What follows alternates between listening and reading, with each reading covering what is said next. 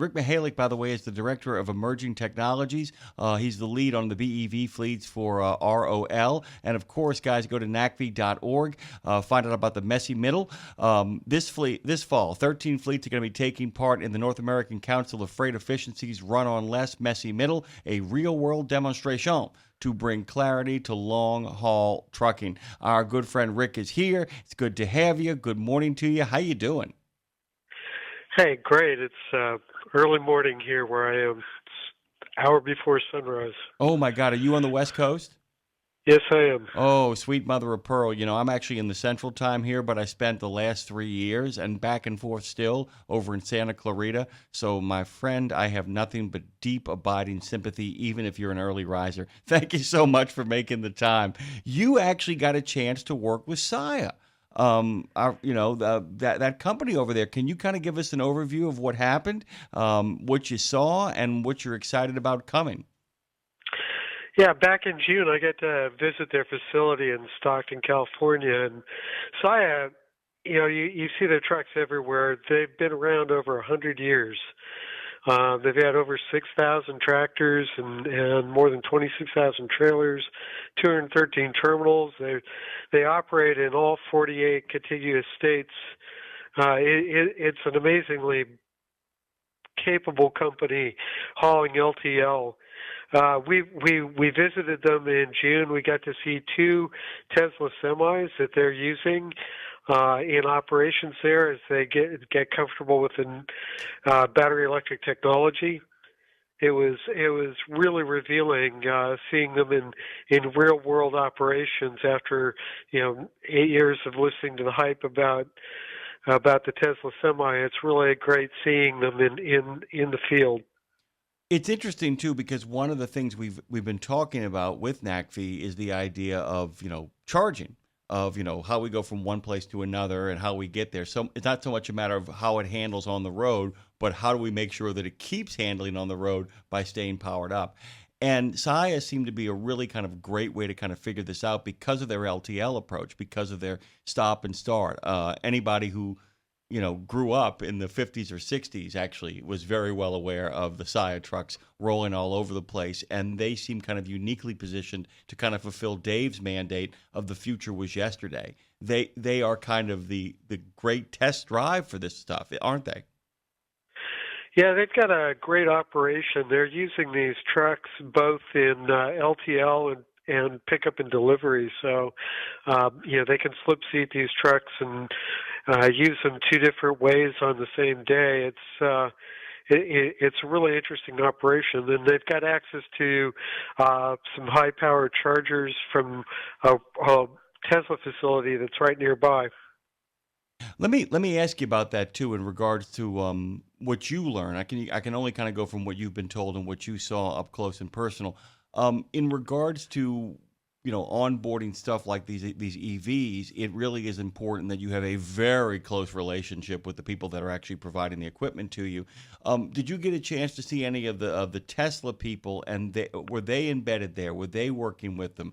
What was the training when it came to the drivers? Because so much of what we've talked about has been the efficiency and the idea of where the most cost-effective ways to approach stuff. But so much of this stuff, too, is making sure when you have as big of a workforce as Saia, it's going to require training people to understand what it is they're handling. These men and women, of course, can drive, but the other stuff is stuff they have to kind of get up to speed. What did you notice in regards to their, their workforce kind of getting up to speed to actually get on the road? Yeah, Tesla is doing an excellent job providing support to Saia. We actually had Dan Priestley. He's going to be on the video that was released this morning at runonless.com. It's critical that both the OEM and the fleet work closely together with these new technologies because there's a learning curve on both sides. And Tesla's doing an excellent job of onboarding the drivers and the support personnel, and making sure that they've got adequate uptime and all the support that they need.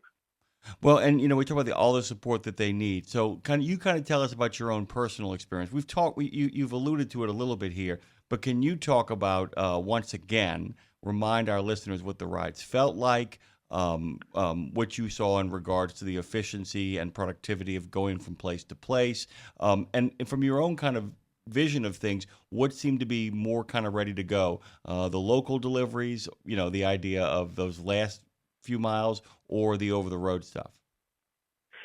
Yeah, what's interesting about the Tesla vehicle is it has a very long range for a battery electric vehicle, and so they're using them in operations that uh, are going several hundred miles at a time. Drivers are learning about regenerative braking. That's the recovery of the energy when they're slowing down, and there's a learning curve to driving these battery electric vehicles. You get more efficient with time because you get familiar with how it operates. They're also using it in pickup and delivery, and so they'll make 10, 15 stops during the day inside of an urban duty cycle. Uh, the drivers absolutely love these trucks. They're very maneuverable. The sitting in the center of the vehicle is something new and different. Uh, People have to get used to that. Plus, they've got the electronic displays and all the sensors that you need for being safe in traffic. It's a really interesting truck. Yeah, and I've always made the joke about it too, is that we're getting closer and closer to sitting actually in the captain's chair in the Starship Enterprise, is where a lot of this often feels to be headed. And I was kind of wondering how long that adjustment takes for the driver too, because people always talk about distracted driving in regards to looking at things you shouldn't be looking at.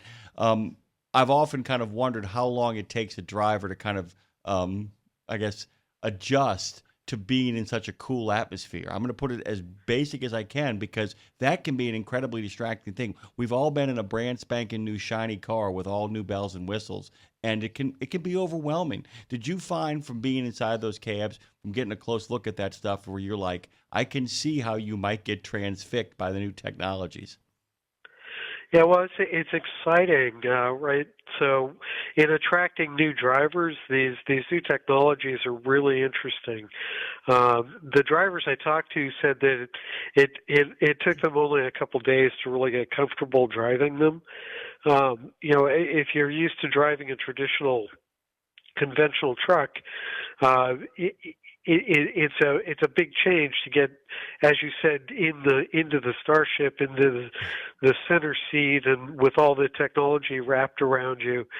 But the visibility is tremendous in these vehicles, and the additional technology with all the sensors and the software that's on board. It's a very easy transition to learn how to drive these things.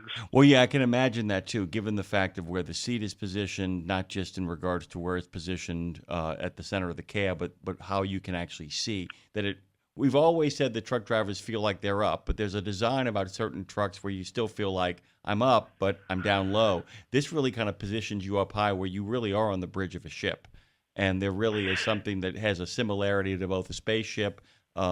Well, at least the futuristic version of a spaceship. After all, it is Tesla, and actually being in some kind of boats, and that gives you a really wide breadth of vision for safety for the road. So, yeah, like I said, I can only talk about the experience from your eyes. But what are you looking forward to when we get to the fall?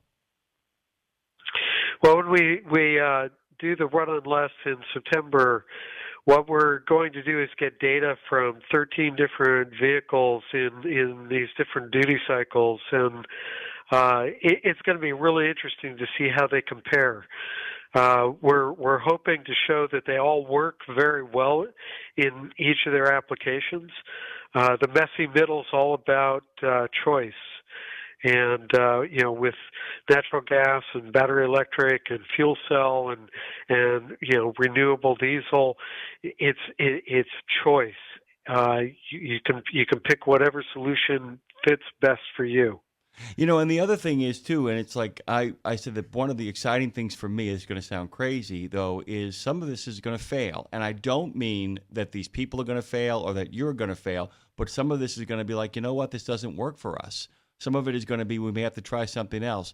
And that's what the data is for, to kind of figure out, is this more efficient? Or like I said, you may get the numbers back and be like, well, that's not too much better, but we can see now from operating this stuff that we can exponentially make this better. The real exciting thing after the drives themselves is you guys being able to go through the data and begin to make projections and kind of immediate reads of what is going on there, correct? Yeah, every fleet's unique. I always say that there's no average truck, there's no average driver.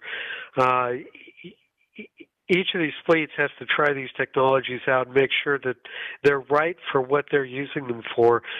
But more importantly, they have to make sure they're not buying a technology and putting it in the wrong application. And you get this firsthand experience with these trucks. You very quickly learn that they can do more than you thought they could do. Everybody we've met in the last several years that drive these battery electric vehicles find out that they can actually do more with them than they expected. And it's just great seeing them on the road finally as production vehicles. Rick, we are out of time. I'm so glad you got a chance to come in here and talk about your experience with SIA. Our good friend Rick Mihelic, of course, is the Director of Emerging Technologies and the lead on the BEV fleets for the ROL. Guys, I want you to head over to NACFE.org and find out about this. Lots of good stuff over there, lots of great information. Rick, thank you so much. I'm going to give you one final shot. If there's anything else you want to add before we shuffle off this radio coil, I wanted to give you a chance to say it. Yeah, go see the videos that we have at runonless.com, and you can see these trucks and how they're operating. The messy middle, we're going to keep on talking about this over the course of the next couple of weeks. I cannot wait for the results as well. Thank you, Rick. Thank you.